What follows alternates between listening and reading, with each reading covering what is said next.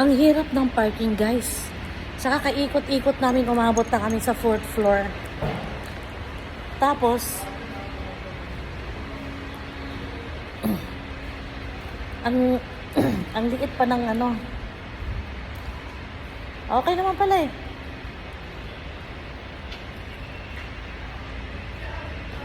Oh, may ano pa naman eh, oh. Oh. Hindi naman mainis ang driver nito, kasya naman siya eh. Pag mataba nga lang siya, problema. 'Di ba? Okay naman, 'di ba? Sa gitna ako naman, hindi daw eh. Tara na.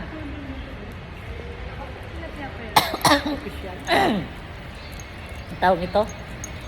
Ano naman ngayon? Anong petsa ngayon? Ay, yung ano ko pala, sir. Yung wallet ko. May prestige na si Jumain. Ay, hindi. Yung ano ni Jason, yung SM. Yung ano ni Jason SM. Kunin mo lang yung wallet ko sa bag. Ilagay mo dyan. Wallet. Yung wallet ko. Kasi yung card. Buti naalala ko. Diyan, sa bag. Hindi kasi kasya dito eh. Hindi, yung bag na long champ. Kasi yung bag ko maliit. Ayan o. Hindi kasya yung wallet ko. Kaya hindi ko nadadala. So ngayon, papakuha sa asawa ko para sa bag niya ilalagay. Yung long champ. Yung long champ. Yung long champ. Hindi. Wala nga. Sabi na iwan mo. Hindi, ito oh. Buta mami ko. Ay, ito sa likod pala. Ito. Tingnan mo.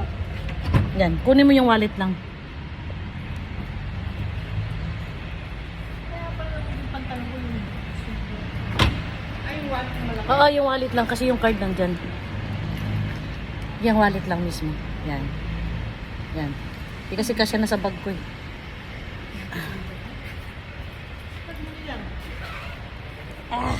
Ang liit ng daanan.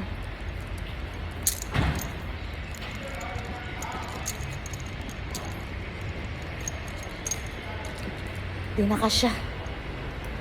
Lagay mo sa bag mo. Ay!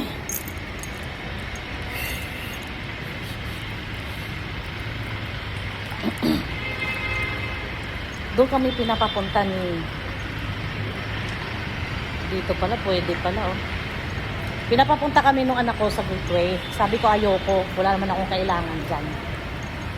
Sabi ko, hindi pala ako sa SM kasi may titinang ako dito sa SM. Kasi sale ang Uniqlo ngayon guys, sale. Eh kahit sale, hindi ako ma-attend. Bibili ka dahil sale, tapos di mo naman masusuot. Itatambak lang. Practical na ako ngayon. Pag kailangan, saka lang bibili. Pag hindi kailangan, sorry. Maghagdanan na lang ako, mas mabilis pa. Hintay ko ang asawa ko.